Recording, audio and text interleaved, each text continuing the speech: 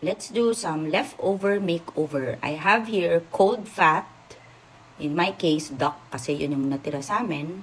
So, cold lang siya. And then you add your garlic. Okay, you cook your garlic in cold fat para hindi masunog yung labas at mag-brown evenly.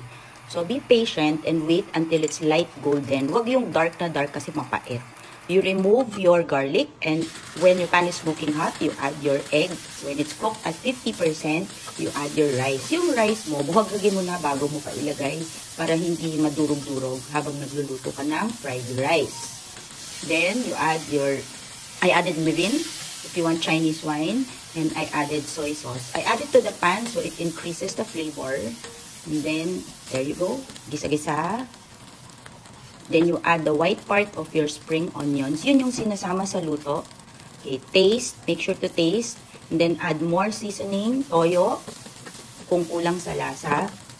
Then, at this point, you can add already your protein and gulay. So, if you have chicken, pork, beef, bahala na kayo. And then, you taste before serving. Okay, let's plate. Put your green part of the spring onion, your perfectly cooked toasted garlic. In my case, I have nori. And there you go. My leftover Japanese chahan.